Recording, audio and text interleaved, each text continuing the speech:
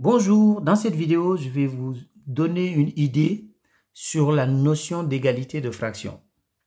Alors, donc, regardez ici, on a 3 gâteaux. Alors, le premier, je l'ai coupé en 2 parts. Donc, ici, il y a cette partie-là et celle-là. Les 2 parties sont égales. Le deuxième gâteau, je l'ai coupé en 4 parts. Et le troisième, je l'ai coupé en 8 parts. Donc, ici, chaque fois, la partie coloriée, c'est la partie que je vais manger. Donc ici, j'ai mangé la moitié du gâteau.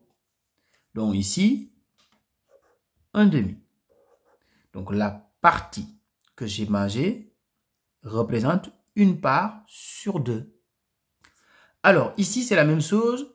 Donc la partie coloriée, c'est la partie que je vais manger. Donc ici, il y a combien de parties? Il y a 2 parties sur 4.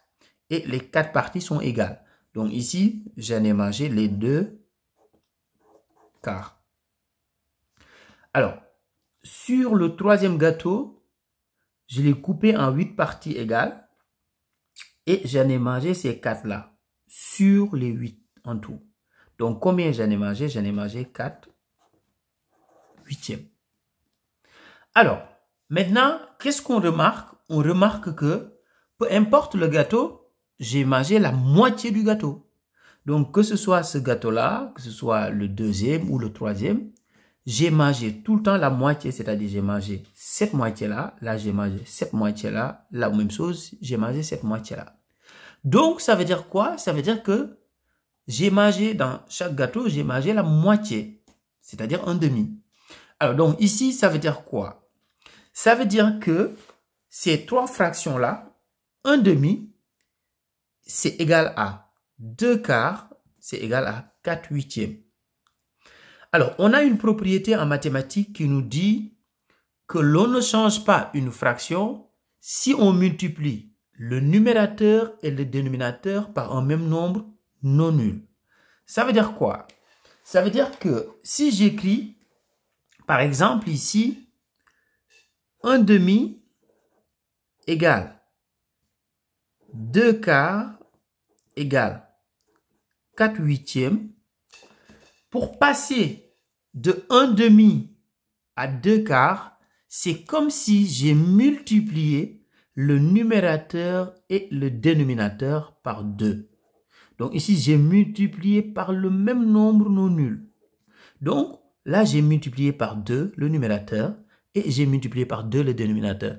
Et quand je multiplie une fraction, quand je multiplie le numérateur et le dénominateur d'une fraction par le même nombre non nul, j'obtiens une autre fraction qui lui est égale. Donc ici, c'est la même chose. Par exemple, si je considère un demi, c'est comme si j'ai multiplié par 4 le numérateur et le dénominateur pour avoir 4 huitièmes. Donc ici, j'ai multiplié par 4 et là aussi, j'ai multiplié par 4. Donc c'est-à-dire 1 fois 4 égale 4 et 2 fois 4 égale 8.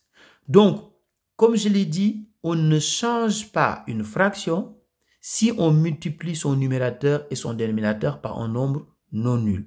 On va juste obtenir une autre fraction qui lui est égale, mais avec un numérateur et un dénominateur différents. Mais les 2 fractions sont égales. Et dans notre cas ici, les 3 fractions sont égales. Donc voilà une idée sur la notion d'égalité de fraction.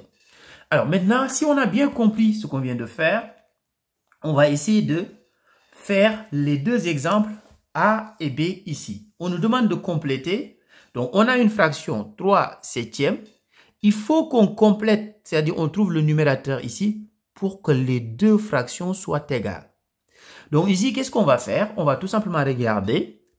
Pour passer de 7 à 56, par combien a-t-on multiplié? Donc ici, si on connaît l'étape de multiplication, on sait que 7 fois 8 égale 56. Donc, comme j'ai multiplié le dénominateur par 8, je suis obligé aussi de multiplier le numérateur par 8. Donc, c'est-à-dire 3 fois 8 égale 24. je fais la même chose. Donc, ce qui est valable pour la multiplication est aussi valable pour la division. Donc, une fraction, si je divise au numérateur et au dénominateur par le même nombre non nul, donc j'obtiens une fraction qui lui est égale aussi.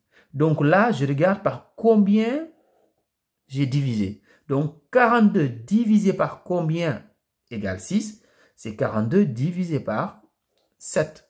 Donc si je divise par 7, 42, j'obtiens 6. Donc qu'est-ce que je fais? Je divise aussi mon numérateur par 7. Donc, si je divise le numérateur par 7, donc 14 divisé par 7, je trouve 2. Donc, voilà, le numérateur qui manquait ici, c'était 2. Donc, voilà une notion que vous devez maîtriser en mathématiques. L'égalité de fractions, ça peut servir dans beaucoup d'exercices. Donc, regardez dans la playlist, ça peut aider pour réduire au même dénominateur, pour simplifier des fractions, etc., etc. Donc, je vous donne rendez-vous plus tard. Au revoir.